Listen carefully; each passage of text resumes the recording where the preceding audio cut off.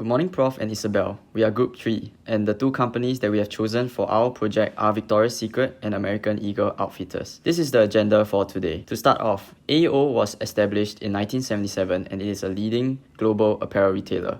Its sub-brand is Aerie, which was founded in 2014. AEO also operates more than 1,000 stores worldwide. On the other hand, VS was founded in 1977 and it is a retailer of women's lingerie and women's wear. VS parent company is L Brands and they have more than 1,180 stores worldwide. Some of the values and commitment for VS and AEO are shown below. The first cultural dimension that we will be covering is sustainability and sourcing. For AEO's formal sources, they pledge to accelerate sustainability improvements across the company. They are also committed to several environmental causes, and below are some of their initiatives as stated in their website. For the informal sources, AEO launched the Real Good initiative, which consists of a new swimwear line for Aerie made from recycled fiber and the Real Good badge, which features products made from sustainable raw materials. Furthermore, AEO also launched the denim recycling program that allows the recycling of AEO jeans and Aerie bras. For VS formal sources, based on the official statement, it states that they believe in doing what is right in the industry and community and looking for ways to reduce environmental impacts. For informal sources, VS disposed of hundreds of bras outside of one of its stores in Colorado. VS also signed the Detox campaign in 2011. However, according to the Cosmopolitan, they did nothing to reduce environmental impacts and have no concrete plans to do so in the future. To summarize, there is alignment between AEO's formal and informal sources, while there are misalignments between VS's formal and informal sources for sustainability and sourcing. Now let's evaluate sustainability efforts of AEO using the CSR theory. AEO adopts the anti-classical view where they believe they have a part to play in reducing environmental harm. We would say they're using strategic CSR because AEO's target segment are millennials, and according to The Guardian, 71% of millennials want brands to be environmentally friendly and 61% want them to connect with a social issue. Hence, they use their sustainable initiatives to achieve competitive advantage and improve brand image. We conclude that AEO is considered ethical. For VS, they have a lack of transparency for sustainability goals and lack of actions to reduce environmental impact. Although it is not illegal, is VS's lack of actions considered unethical? Using the classical and anti-classical view, it is insufficient for us to conclude. Let's examine this further. Is inaction truly unethical? While Milton Friedman's argument against CSR seems to support VS's inaction, is his theory still relevant today? We have to note that his argument was published 50 years ago. Over the last 50 years, companies have become increasingly complicit in environmental pollution. One example would be 100 companies being responsible for 71% of global emissions. Furthermore, more than 80% of consumers worldwide say it is essential for companies to implement programs that improve the environment. Therefore, we conclude that due to increase in consumer sensitivity and the decreasing relevancy in Milton Friedman's argument, the anti-classical view should be adopted. VS's inaction is hence considered unethical. Next, we move to evaluate whether the act of disposing bras is ethical. According to Business Insider, 85% of textiles go into landfills yearly. This brings about negative environmental impacts as clothings are mostly non-biodegradable. Although there are alternative actions that could be taken like donating them, VS chose to add on to this huge amount of waste disposal. Despite that, we have to note that disposal of apparel is a widely accepted norm in the fashion industry as it is cost efficient. We conclude that while disposal of apparel remains a moral issue, VS is merely following industry practices. As a follow-up, VS tried to justify their actions using moral disengagement. They used the term damaged out to explain the throwing of bras. This sounds more pleasant compared to plainly stating that they are dumping hundreds of lingerie. Based on our evaluation using ethical concepts, we gathered that today it is no longer enough for companies to just focus on business profits and be passive about sustainability.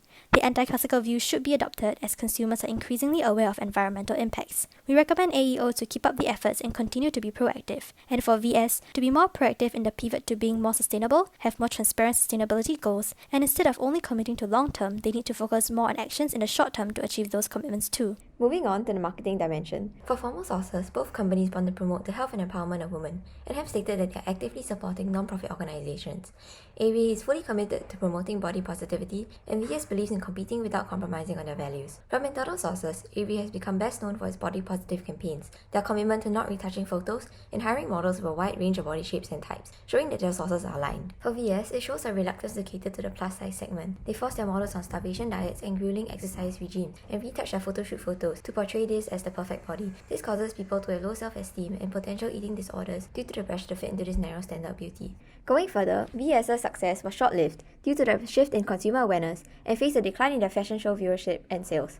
However, they wanted to stay true to their brand by not pandering to the body positivity trend. Ultimately, due to the pressure on profit levels, they conformed and cancelled its iconic runway shows, hired plus-size models such as Ellie Tate, but even then it came with controversies. As such, you can see that AEO sources are aligned while VS's are not.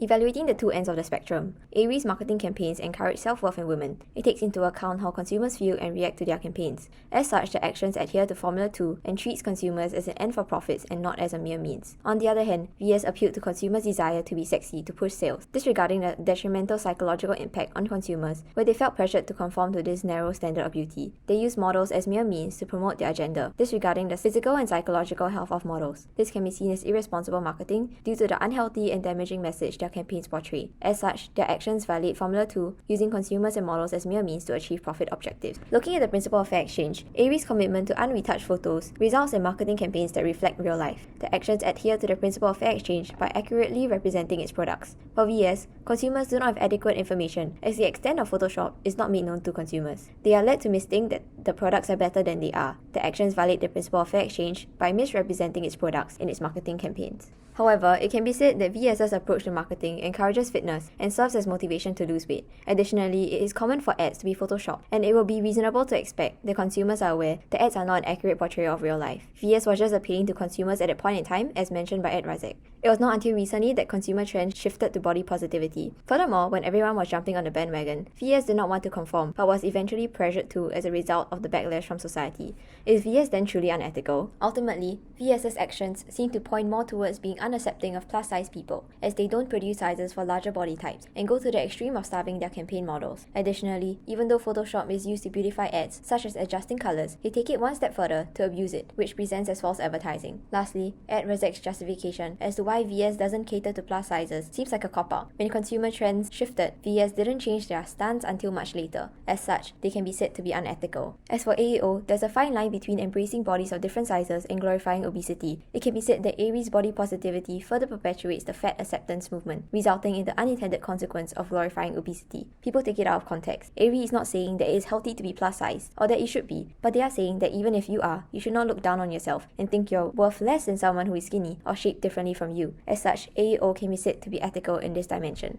Lastly, the difficulty of marketing the lingerie industry has two layers. For the association with body image, it is difficult to market lingerie effectively without having a model. As such, consumers' perception goes beyond the product and becomes inherently associated with promoting a certain body image. People commonly link societal acceptance to their self-worth. As for the acceptance of all body types being controversial, body positivity in this industry is contested because there are health risks associated with certain body types, being under or overweight, as opposed to being accepting of all races. For industry takeaways, the trend in the industry is to spread body positivity, but even then, there are still problems. While AEO is taking a step in the right direction, it is difficult to achieve the middle ground, and body positivity can become toxic, as it ultimately still emphasizes the physical appearance of bodies instead of the functionality and inherent dignity of people's bodies. The last dimension will be child labor. The former sources of American Eagle claims to adhere to strict supplier code of conduct where suppliers are prohibited from using child labor. Next, when we look at its informal sources, our group were not able to find any adverse news of child labor. So in a sense, no news is good news. Additionally, they have been proactively partnering with international organizations to provide children with basic survival necessities and education. As such, AEO's informal and formal sources are aligned. Next, similarly for our VS formal sources, it has claimed to prohibit its supplier from using child labor as well. However, the informal sources seem to suggest otherwise. In 2011, it was reported that VS has been using child labor in Burkina Faso. In response to the scandal, VS claimed ignorance but promised to investigate into the matter. However, till today, there were no reports on the outcomes of the investigation. As such, we concluded that VS informal sources do not align with his formal sources. This slide summarizes the alignment of formal and informal sources of each company. Let's move on to evaluation. AEO does not use child labor as it was a deliberate business decision based on its self-interest to position itself as a socially responsible company to appeal to the increasingly socially aware public.